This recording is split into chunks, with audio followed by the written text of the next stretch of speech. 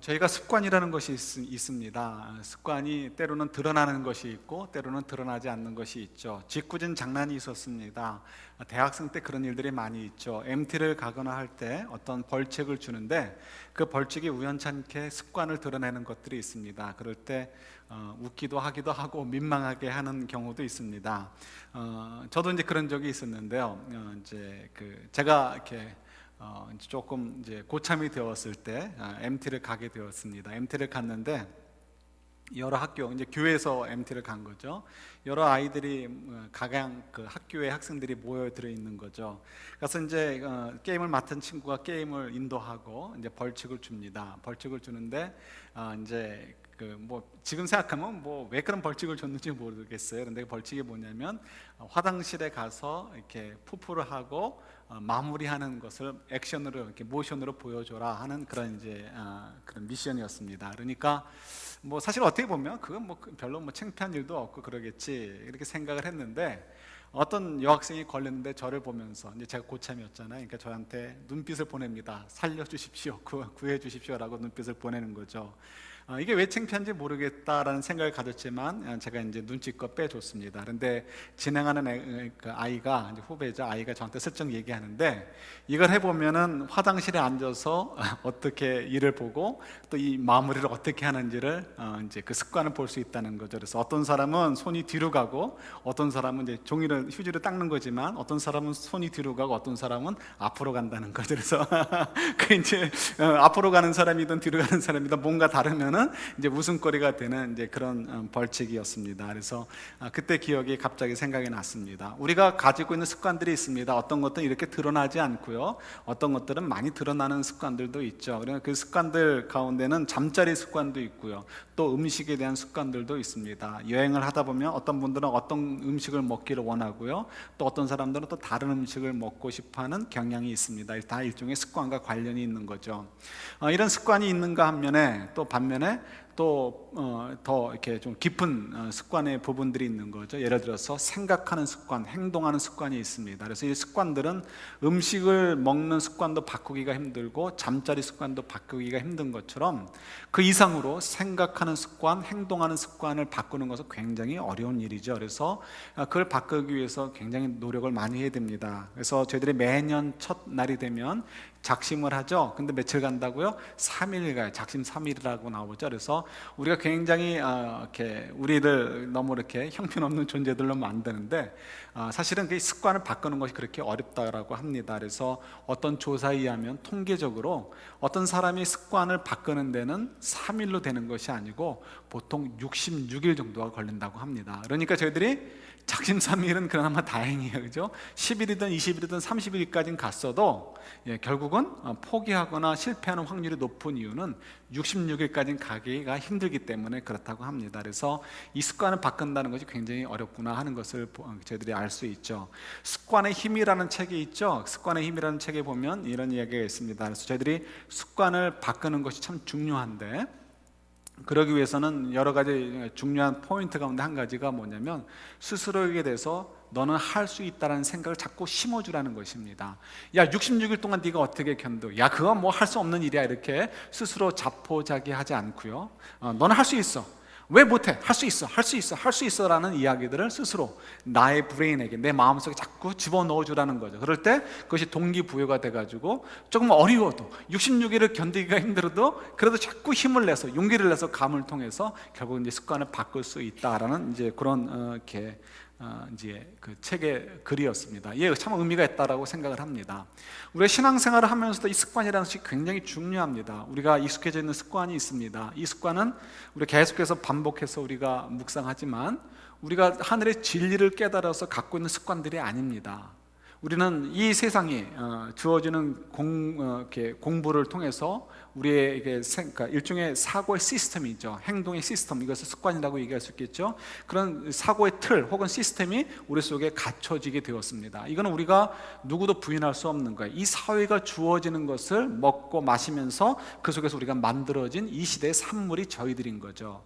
그래서 저희들은 자꾸만 우리가 뭐 마치 하늘의 진리를 깨달아서 사는 사람들인 거냐, 마냥 내가 굉장히 뭐 똑똑한 것 같고요, 내 생각이 정확한 것 같고 내 해석이 옳은 것처럼 생각을 합니다. 합니다. 근데 이것은 다 뭐라고요? 한마디로 얘기해서 개똥 철학이고 전부 다가 뭐예요? 사단이 주어지는 것에 지나지가 않습니다. 예를 들어서 우리가 유교적인 습관들을 굉장히 강조를 많이 해요. 요즘은 많이 무너졌지만 우리 연세 드신 분들은 그걸 굉장히 강조를 많이 하죠. 그러나 여러분, 유교의 그 전통을 만든 사람은 지금 어디가 있습니까? 주님 옆에 가 있나요? 아니죠. 저 멀리 지옥불 속에 던져져 있단 말이에요. 지옥불 속에 던져져 있는 사람이 만들어 놓은 걸 갖다가 우리는 좋다고 그걸 지켜야 된다고 하고, 심지어는 교회의 전통 속에서도 그거를 집어넣으려고 하니까 얼마나 이게 문제가 돼요. 가정에서도 마찬가지고, 회사에서도 마찬가지고, 직장에서도 마찬가지고. 그러니까 참 저희들이 조금만 생각해 보면 우리가 정말 소중하게 여기는 것들은 사실은 지옥불에 던져져 있는 사람들이 만들어 놓은, 다만 포장을 잘한 거짓된 것들이 너무나 많이 있단 말이에요. 근데 마치 저희들은 그것을 내가 마치 굉장한 깨달음을 통해서 얻은 것처럼, 혹은 내가 그걸 습득함을 통해서, 내가 그 습관을 가짐을 통해서 내가 굉장히 멋있는 사람처럼 되어 있는 것처럼 착각을 해요. 그러다 보니까 이것이 하나님의 말씀과는 안 부딪힐 수가 없습니다. 하나님의 말씀에 어디에 남자는 위고 여자는 밑이라고 되어 있어요. 모든 사람은 그리스도 안에서 새로운 피조물이고 모두가 하나다라고 얘기하는데, 그죠? 종이나 자유자나 모두가 하나라고 얘기하는데, 어디 하나님 나라에서 남자가 위고 여자는 아래다는 말이 있고, 그런 얘기들이 어디 있어요? 성경이 가르치는 것 전혀 다른데, 그럼에도 불구하고 우리는 여전히 종교적인 이 문화적인 관습에 빠져가지고요. 그 문화는 누가 줬다고? 사단이 줬단 말이에요. 그 문화적인 관습을 가지고서 자꾸 그걸 주장하려고 하니까 교회에서도 문제가 되고 가정에서도 문제가 되는 거죠. 주님 말씀과 부딪히는 거예요. 주님 말씀과 부딪히게 되니까 그 다음에 어떻게 돼요? 우리가 주님 말씀을 따라서 내가 순종하고 가기보다는 주의 말씀이 틀린 게 되는 거예요. 주의 말씀이 틀리거나 주의 말씀을 대놓고 틀리다라고 할 수는 없으니까 적당히 포장해가지고 뒤로 밀어버리는 거죠.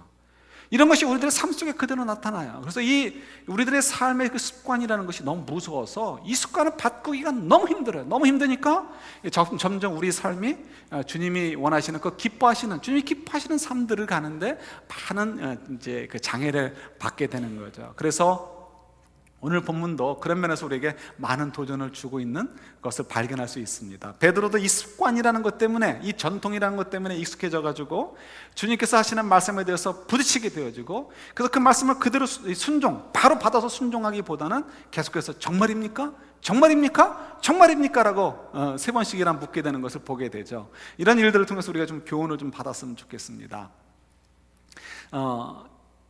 첫 번째 저희들이 좀 생각해 보고 싶은 것은요, 하나님은 우리를 너무나 잘 아신다는 거예요.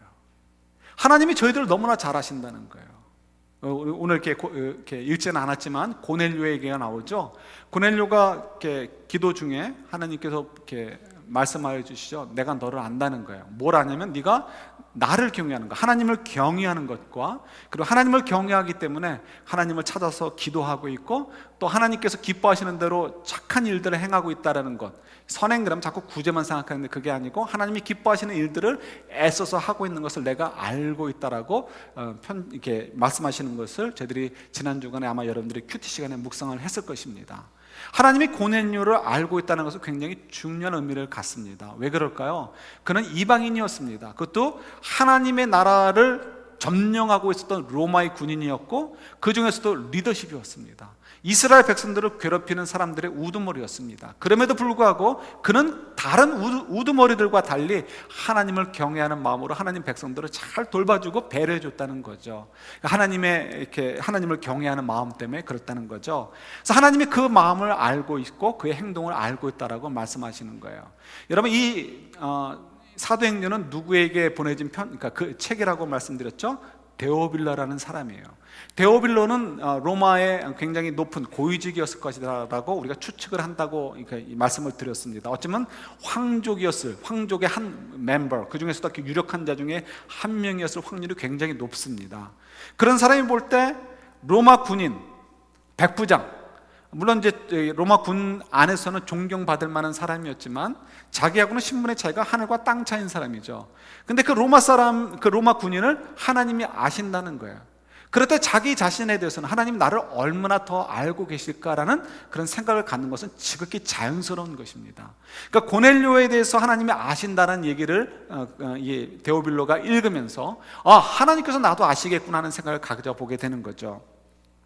여러분, 하나님은 어떻게 고넬료를 알고 계실까요? 데오빌로를 알고 계시고 또 심지어는 우리를 어떻게 알고 계실까요? 우리가 하나님이 나를 안다라고 생각할 때 내가 하나님을 신뢰할 수가 있잖아요. 하나님이 내 속사정을 아무것도 모르시면서 뭐 자꾸 우리에게 이래라 저래라고 말씀하시는가라고 생각하게 된다면 하나님 말씀에 우리가 순종할 방법이 없어요. 내 사정을 모르시는 분의 이야기를 어떻게 우리가 듣고 따를 수가 있겠습니까?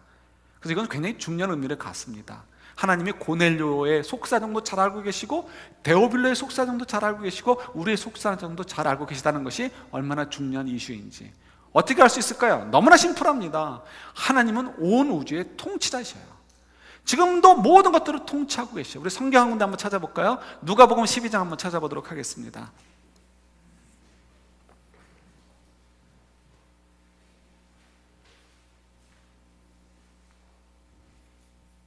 누가복음 12장 6절 7절 두 절만 보도록 할게요. 원래는 9절까지는 보려고 했는데 6절 7절 두 절까지만 보도록 하겠습니다. 누가복음 12장 6절과 7절 두 절입니다. 너무 잘 아시는 내용들이죠. 잘 아는데 우리가 잊고 살아요. 그죠? 그게 문제죠. 우리 한번 같이 받겠습니다. 참새 5마리가 두 아시리온에 팔리는 것이 아니냐? 그러나 하나님 앞에는 그 하나도 잊어버리시는 바 되지 아니하는도다. 너희에게는 심지어 머리털까지도 다 세신 바 되었나니 두려워하지 말라. 너희는 많은 참새보다 더 귀하니라. 아멘.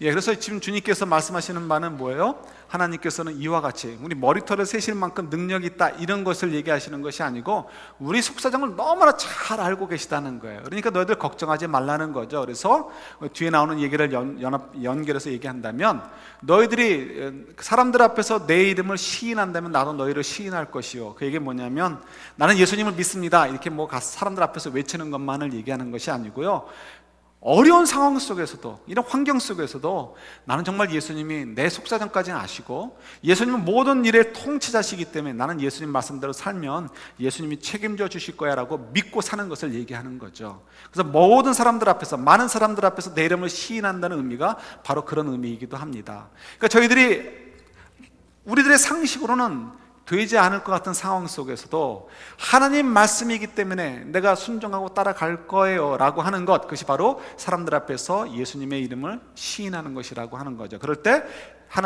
예수님께서 우리들의 인생을 책임져 주시겠다고 하시는 거예요. 그러니까 저희들이 왜 70번의 7복간인도 용서해 주라는 말씀에 따라가려고 애를 쓰는가? 오리를 가자면 10리까지는 가져라라고 하는 그 말씀에 순종해서 따라가려고 애를 쓰는가? 이유가 어디 있어요? 하나님은 내 속사정도 아시고 순종하게 될 때는 하나님께서 하나님의 능력으로 책임져 주시고 함께 해줄 것을 믿기 때문에 그럴 수 있는 거죠. 그래서 하나님이 우리를 아신다는 것은 굉장히 중요한 의미를 갖습니다.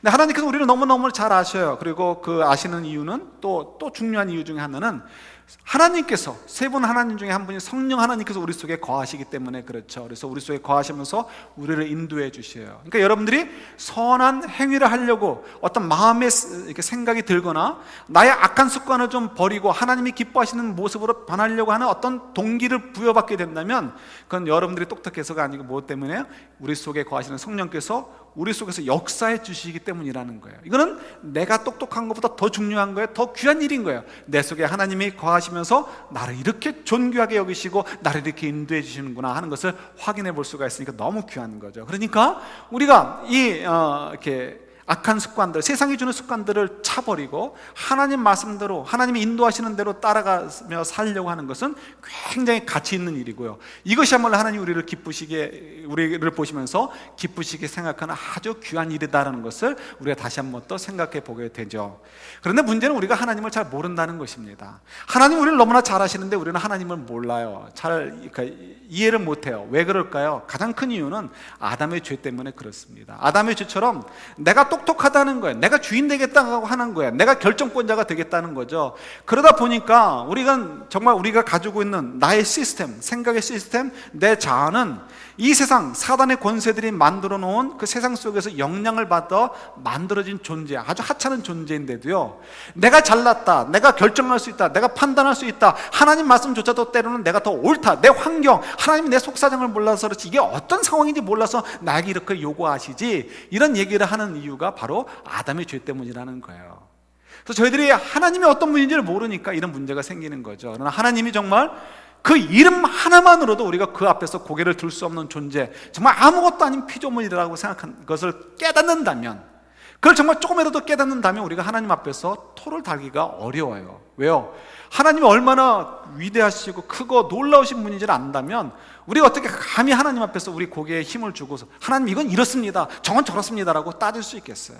그분 우리의 속사정까지 다 아시는 분이고 모든 것을 아시는 분이신데, 가장 정의로우신 분인데, 하나님 말씀이 이렇지만 그건 하나님, 그건 당신 생각이고요, 우리가 이 상황을 더 잘 알지 않습니까? 왜 하나님 이 상황을 모르면서 그렇게 말씀하십니까? 라고 감히 그럴 수 없다는 거죠. 그래서 우리가 자꾸 하나님 앞에서 우리 습관을 주장하려고 하는 이유는 어디 있느냐? 바로 우리 죄성 때문에 그렇다는 거예요. 그래서 오늘 본문 속에서 그것을 우리가 많이 볼 수 있습니다.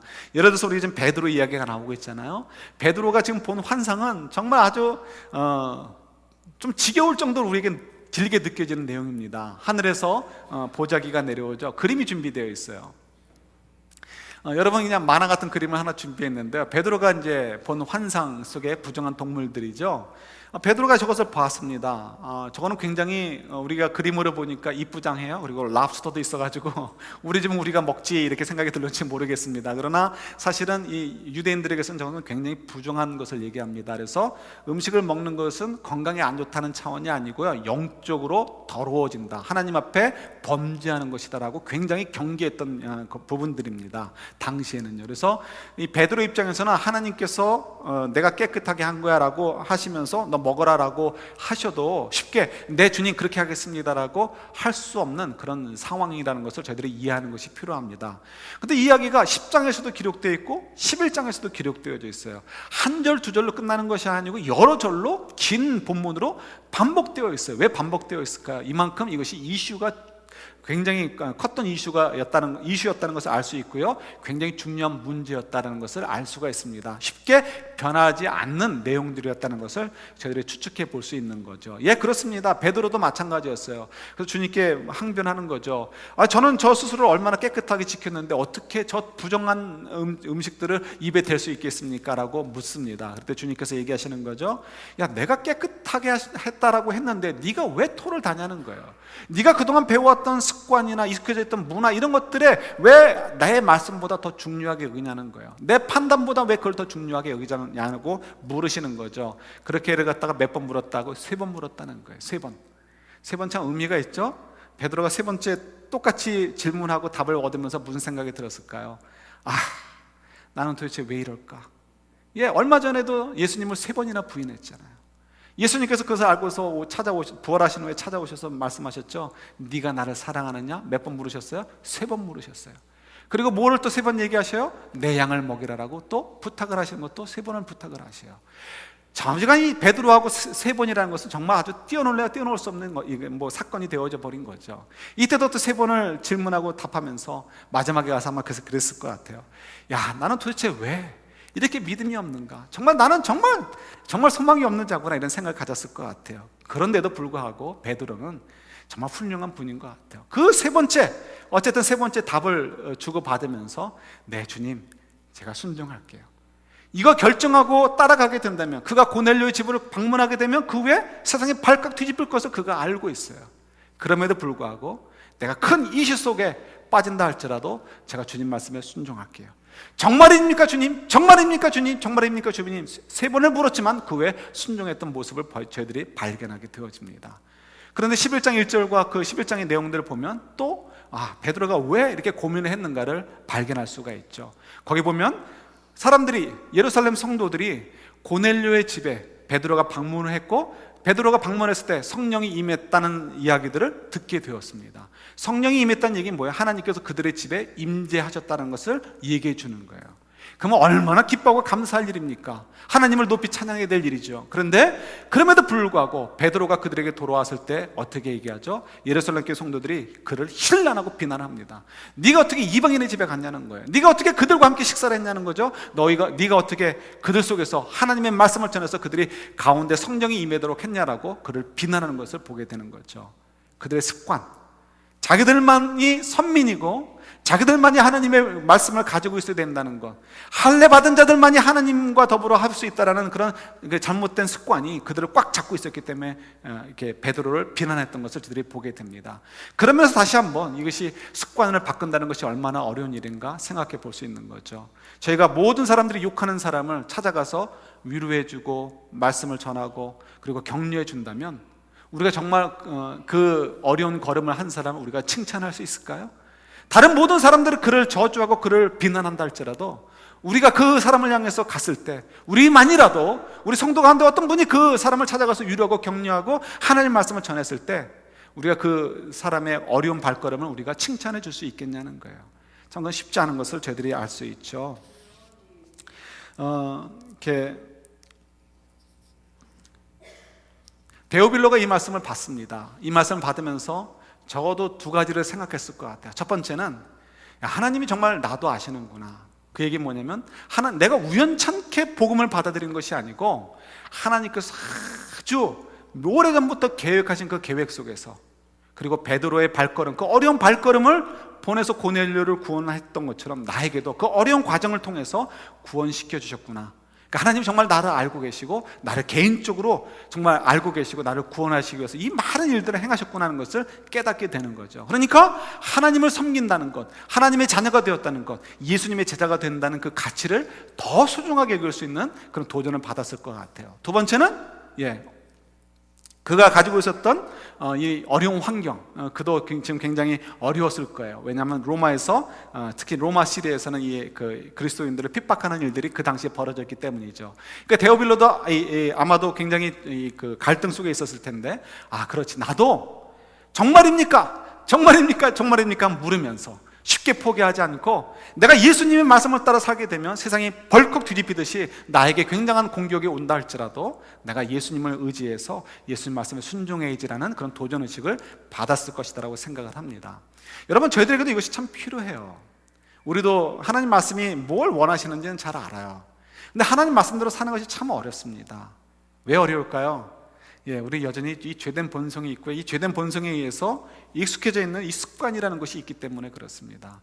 이 습관은 잠자리 습관만이 아니고 먹는 습관만이 아니죠. 생각하고 행동하는 습관이에요. 이 습관은 우리 삶의 99% 이상을 결정짓는다라고 합니다. 그래서 이 습관을 바꾸는 것이 굉장히 중요한 문제고요. 그러나 그만큼 이것이 굉장히 어려운 것이죠. 그래서 우리 옛 습관을 하나님의 말씀으로 바꾸는 것, 하나님의 백성답게 바꾸는 것은 참 우리에게 중요한 문제가 되어집니다. 하나님 말씀하시죠.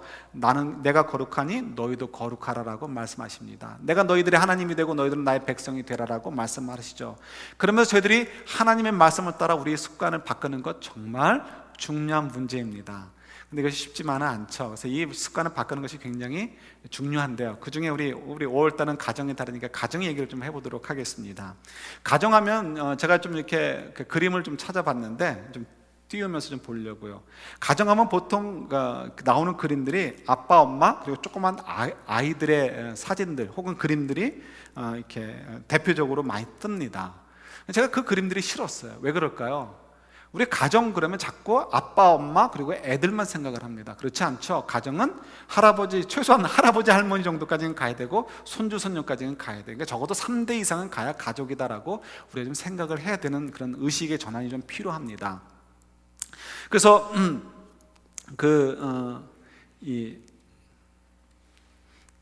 우리 그런 의식을 좀 바꾸는 것이 필요한데요. 지난주에도 제가 칼럼에서 적어드린 것처럼 적어드렸던 것 같아요.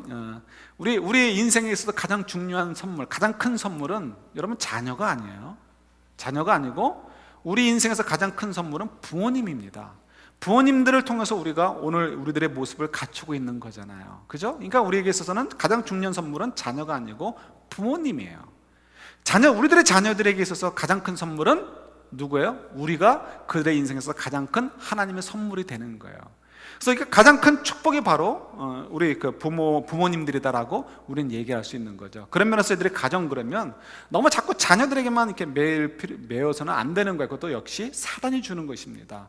그렇지 않고요. 우리는 할아버지, 할머니 그리고 또 아빠, 엄마 또 손주, 손녀 이 다 포함할 때 그것이 온전한 가정이다라고 얘기할 수 있습니다. 지난 우리 5월달에 읽었던 독서가 있었죠. 죽을 때 후회하는 25가지라는 책이 있습니다. 어저께 독서 모임도 가지셨던 것으로 알고 있는데, 이 책의 내용을 보면 참 좋은 것들, 많은 도전들을 이렇게 받는 것들이 많이 있습니다. 그런데 그 중에는 몇 가지는 이렇게 동의하기가 힘든 부분들이 있습니다. 힘든 정도가 아니고 동의해서는 안 되는 부분도 있는 거죠.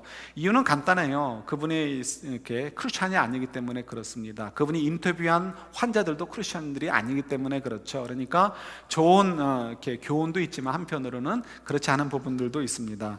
예를 들어서 이렇게 가정과 관련된 것이 있는데요.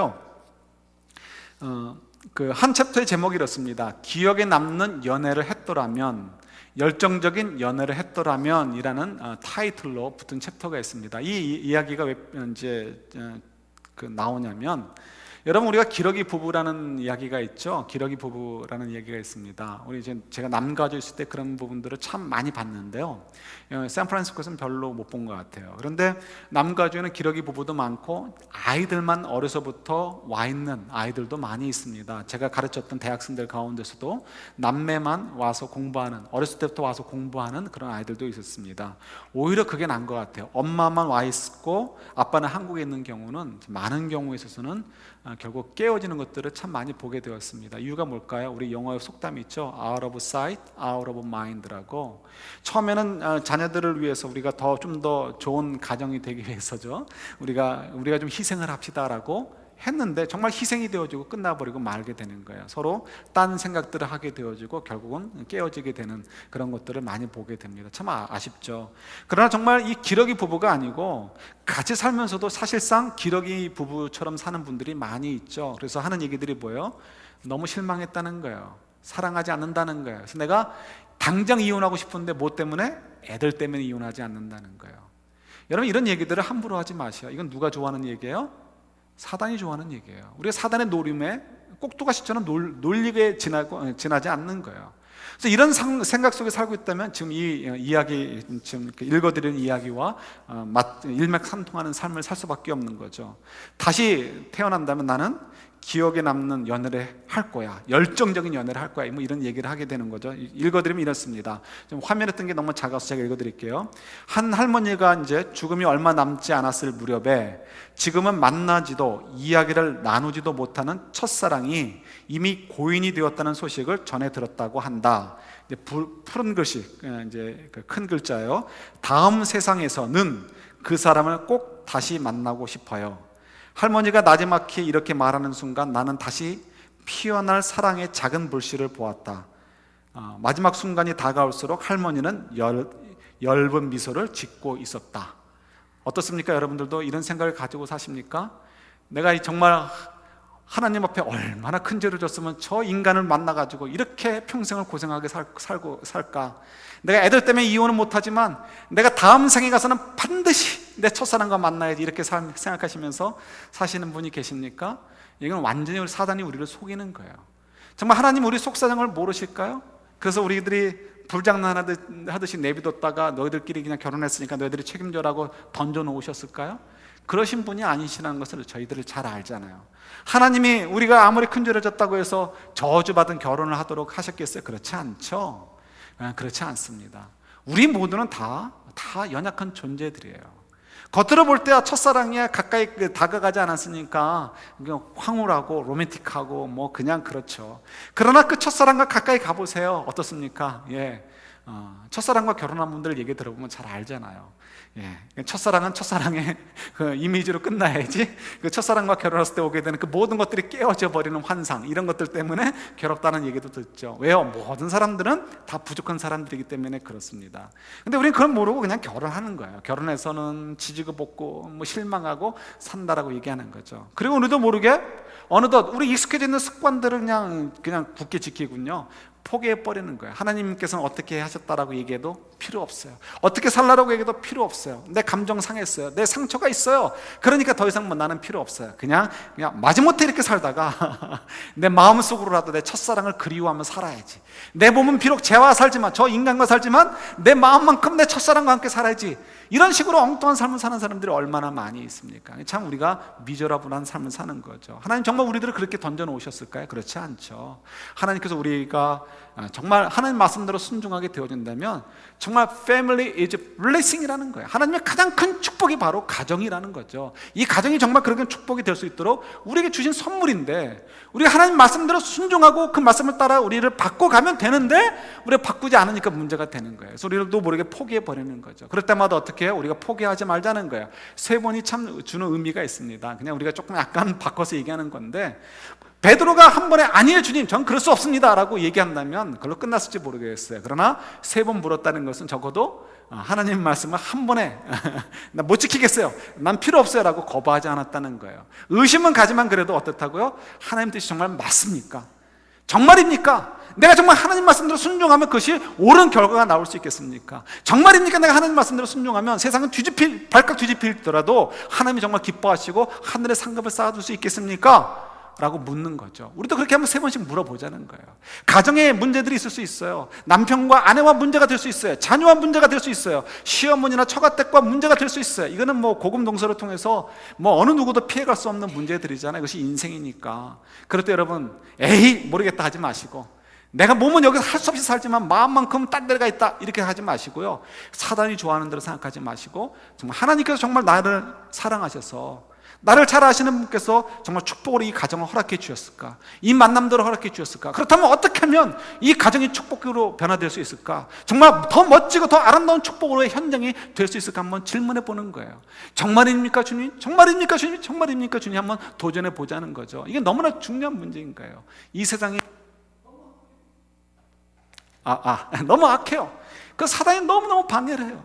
가장 중요한 건 가정, 이 가정, 아까도 말씀드렸듯이 지금 주옥불에서 막 그냥 고통받고 있는 그 엉터리 망터리 같은 사람들이 만든 습관과 문화를 마치 고급한 뭐 이것처럼 얘기하지 마시고, 그런 것도 다 버리시고 하나님께서 정말 우리에게 말씀하시는 바가 무엇인가 좀 귀 기울이시고 움직여야 되는 거죠. 그래서 저희도 한번 세 가지 한번 생각해 봤으면 좋겠어요. 첫 번째, 정말 내 시어머니가 너무 미워질 때, 내 처가댁이 너무 미워질 때, 아니면 내 배우자가 너무 미워질 때, 아니면 내 자녀들이 너무 미워질 때, 그럴 때 있잖아요. 그럴 때 그들을 향해서 비난하지 말고 한번 주님의 말씀을 기억해 보는 거예요. 첫 번째로, 정말입니까 주님? 한번 질문해 보는 거예요. 그때 정말입니까가 뭐냐면 우리 모두는 죄인이라는 거예요. 우리 모두는 죄인. 우리 마태복음 7장 한번 찾아볼까요?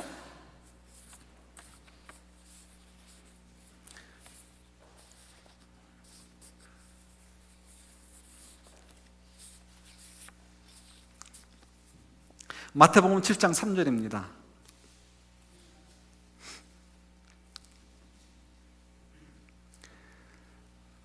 같이 봤습니다. 어찌하여 형제의 눈 속에 있는 티는 보고 내 눈 속에 있는 들보는 깨닫지 못하느냐. 이 말씀은 뭐 누구를 비평하는 것만이 아니고 우리 모두는 다 뭐라고요? 부족한 존재이다, 연약한 존재이다라는 것을 얘기해 주는 거예요. 그 얘기는 다른 말로 한다면, 쟤 때문에, 제가 이렇게 바보 같아서, 제가 저렇게 고집스럽고, 제가 저렇게 못나서 라고 하지 마시고, 나도 그렇다는 거예요. 나도 어떤 경우는 내가 오히려 더 훨씬, 티와 들보는 비교가 안 되잖아요. 그만큼 훨씬 내가 더 못난일 수 있다는 거예요. 그러나 그렇게 비난할 수 있는 건 뭐예요? 내 생각대로 판단하니까 그럴 수 있는 거지, 주님 앞에서는 모두가 다 고놈이 고놈이라는 거예요. 그러니까 내가 상대방을 향해서 누구든 간에, 우리 가족들 가운데 누구를 간에 그가 분명한 잘못을 했어도 손가락질 하지 말라는 거예요. 왜? 나도 그런 잘못을 하니까. 그런 면에서 첫 번째, 정말입니까 주님? 묻고 싶은 때, 그때 이 말씀을 기억하자는 거예요. 저 사람이나 나나, 쟤나 나나 똑같다라는 거예요. 두 번째, 우리가 또 정말입니까? 라고 묻는 거예요. 하나님께서 이 가정을 축복으로 주셨습니까? 내가 정말 하나님 말씀대로 따라가면 정말 좋은 열매를 맺겠습니까? 라고 정말입니까? 라고 물을 때 또 하나 묵상하고 싶은 말씀, 우리 누가복음 12장 아까 읽었던 그 말씀으로 생각을 해봤으면 좋겠어요. 서로 좀 존중해 주자는 거예요. 그 사람도, 내가 이렇게 우습게 여기는 자녀도, 우습게 여기는 뭐 이렇게 양가댁이든 또 우습게 여기는 배우자라 할지라도 그 사람 속엔 누가 계시다고요? 성령 하나님이 계시는 거예요. 그 사람을 하나님께서 창세전부터 기억하시고 그 사람을 위해서 예수 그리스도께서 이 땅에 오셨다는 거예요. 근데 그 사람을 어떻게 우리가 함부로 욕하고 함부로 저죄하고 함부로 판단하고 함부로 행동할 수 있겠어요? 그런 면에서 저희들이 상대방을 존중해 주는 것, 서로를 존중해 주는 것, 남자가 위고 여자는 밑이다, 이런 말도 안 되는 사단의 얘기하지 마시고, 모두가 새로운 그리스도 안에서 새로운 피조물이기 때문에 서로를 존중해주고 높여주는 이런 모습들, 그죠? 이런 것들을 우리가 가져야 되는 거죠. 세 번째, 또 우리가 질문해 보자는 거예요. 가정을 흔드는 많은 이유 것 중에 하나, 우리가 받는 상처들이 있어요. 이 사람이 이렇게 얘기할 때 말했던 그 상처, 별거 아닌 건데 그것이 이상하게 비수처럼 날라와서 나의 마음을 아프게 하는 것들이 있어요. 별거 아닌 행동이 어느 날 그것이 굉장히 큰 작두처럼 날아와서 너무 힘들게 하는 경우들이 있어요. 그러나 그것도 어떻게 하자고요? 정말입니까 주님이라는 질문을 가지고 한번 소화해 보자는 거예요. 주님께서 말씀하시죠. 70번에 7번까지도 용서해 주라는 거예요. 원수까지도 용서해 주라는 거예요. 그렇게 된다면 어떻게 된다고요? 우리의 삶이 오히려 하나님의 복으로 채워지게 될 것이고, 그렇게 된다면 우리 가정이 정말 어떻게 해요? 내가 하나님 하도 큰 죄를 져가지고 저 인간 만났지가 아니고 정말 하나님은 나를 잘 아시고 나를 너무 사랑해 주셔서 저 사람을 만나게 하셨구나, 그리고 정말 하나님께서 허락하신 이 만남, 이 가정은 하나님의 축복이구나 하는 것으로 변화되어진다는 것입니다. 하나님 말씀은 분명히 살아있습니다. 하나님 말씀은 그대로 되어집니다. 중요한 것은 우리가 하나님을 알지 못하고 하나님 말씀을 거부하는 것에 문제가 있는 거예요. 우리가 하나님을 인정해드리고 하나님 말씀을 따라 살게 된다면 하나님 말씀이 우리 삶에 그대로 이루어질 수밖에 없습니다. 이것이 하나님이 하시는 일이고 이것이 우리의 믿음의 고백이기도 하죠. 여러분, 이 세상이 너무 악해요. 너무 악해서 우리도 모르게 따라가 버립니다. 그리고 그 습관에 익숙해져서 하나님 말씀이 어느덧 우리들 곁에서 가까이 오지 못하고 주변을 맴도는 것들이 너무나 많이 있어요. 그러나 이 아침에 이 말씀을 받으면서 우리 한번 베드로처럼 3번이라도 한번 하나님께 여쭙고 접자라는 거예요. 그냥 한 번에 접어버리지 마시고, 정말입니까 하나님? 이렇게 되면 정말 하나님의 복이 내 삶에 임하게 될 것입니까? 정말이니까 주님, 이 말씀대로 한다면 세상에 벌컥 뒤집혀지는 한이 있어도 하나님께서만큼 나를 인정해 주시고 하늘의 상급을 약속해 주시겠습니까? 정말입니까 주님? 제가 이렇게 한다면 내 가정이 정말 하나님의 블레싱이라는 것이 증명될 수 있겠습니까? 이런 식으로 우리가 좀 더 도전을 해보면서 그 속에서 하나님의 말씀을 확인해보고 그 확인된 말씀을 가지고 우리 믿음으로 달려갈 수 있는 저희들이 될 수 있기를 우리 주님의 이름으로 축원합니다.